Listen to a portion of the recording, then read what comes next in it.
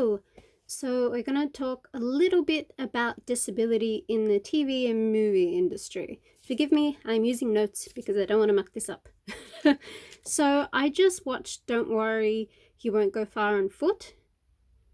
Originally, I didn't want to watch it because I thought it would just make me angry, because I know for a fact that Joaquin Phoenix is not a quadriplegic. But the thing is, he is a wonderful actor. I've loved him in a lot of things that I've seen. So I thought, you know what? It was cheap to rent. I'll watch it and then we'll have a talk. So the main character is John Callahan, who is a real person. He's since passed away, but he was a cartoonist, an alcoholic, and he happened to be a quadriplegic. So in the movie, it shows him pre-accident and post-accident. They left him in a wheelchair. So I understand why Joaquin Phoenix was chosen, because one, he's a great actor, and two, showing him, walking around doing stuff, and then in the wheelchair. But the thing is, you could also flip that the other way. You could have a disabled actor and you could use things, like smart filming techniques, different lighting, even CGI if you want. We know that Hollywood has the money to make it look like that the disabled person is able-bodied at that time, and then have them in the wheelchair. It's not that hard for things like this. But, they chose not to. But then there are a lot of shows and TV where the disabled characters are not disabled. And when I say disabled, I mean all chronically ill and things like that as well. There are a lot of harmful tropes that can happen when able-bodied people are chosen to represent disabled people. Think about Me Before You, Split, 5 Feet Apart, Glee, The Upside, just so many things where the choices were really unnecessary. So it clearly shows that not only the actors playing these roles, but also all the other jobs of importance where important decisions were being made weren't even considering disabled people. All those people were able-bodied people, because the films and the shows wouldn't have turned out like that if they'd actually spoken to somebody who had even a slightly similar experience to the people that they're showing. So only 5% of TV characters who are disabled are actually played by disabled people. 5%! That's stuffed up. It's terrible, okay? So in Hollywood, we know that they used to have blackface and they thought that was completely acceptable. Now we know that's horribly wrong.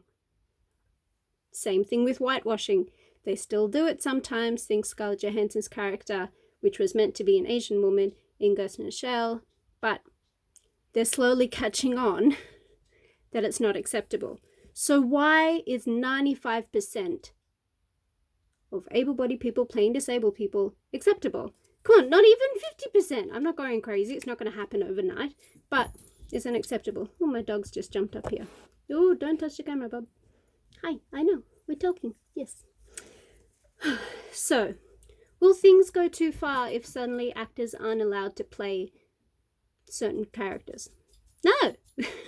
I understand that the whole point of acting is to pretend to be somebody you're not in front of an audience, usually to gain some sort of reaction or money. And I've had a bit of history in acting. I know you're not playing yourself, then that's just boring. No one does that. Just write an autobiography. But what's the problem with getting somebody who has a similar story, similar look, similar experience to the characters that they are playing? How can somebody play losing, having paralysis of half of their face? How can somebody play that if they've never had that, they've never experienced that, if no one they've ever met has? There's only so much that the talent of acting and pretending can get you, and it's not to say that these people weren't acting very well. It's to say that representation matters a lot to us, to any minority. So it's the same with the whitewashing. It's the same with straight actors playing gay characters, all of these sort of things. And then what happens if we actually do get people to play who they are? That's totally okay. Get a gay person to play a gay person. Get a disabled person to play a disabled person. Get a trans person to play a trans person. But then who decides who's disabled enough, who's gay enough, that causes its own problems. So if we were to let every disabled character be played by a disabled character, what are the disabilities that they're allowed to be played by? Can somebody with an invisible illness play somebody with a visible illness? Can somebody who's only partially paralyzed play someone who's fully paralyzed? What if somebody's only, I don't know, sort of the sickness that they want, but not fully? What happens then? That will have to get decided later on. The first step is to raise the bar from 5%, because 5% is, forgive my language, but it's bullshit. Okay, bullshit. Okay. It's hard to look at shows and movies that you love and see nobody who's like you, not even a little bit like you, and the ones that are pretending are doing it in a way that's very hurtful. So, representation matters, because without it, we're lost. Okay? I don't think it will go too far by letting people who are disabled play disabled characters and so on. Because even if those people are physically similar, say somebody who has lost the ability to move their legs plays somebody who has also lost the ability to move their legs, because the characters are still different. Their stories are different. Their backgrounds are different. Maybe they have a different vocal cadence.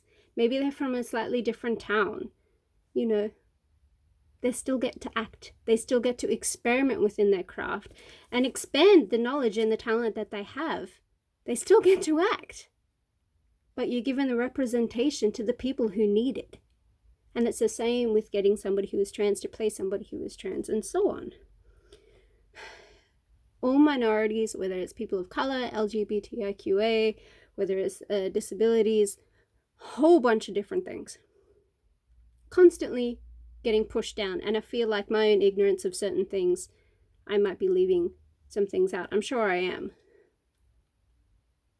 But representation matters to help us feel less ignored, but also to help other people just lighten up a little bit, stop being so ignorant, stop being accepting. Once we give representation, everything can change. The characters will still be wonderful, the shows will still be wonderful, and you can't tell me that there's not enough disabled people or gay people or women or people of different colors or anything for Hollywood. There's people out there. There are perfect people out there. You don't have to pick the top 5 people who play in all the movies. There's other people. Once you start giving that representation that we crave, everything will change.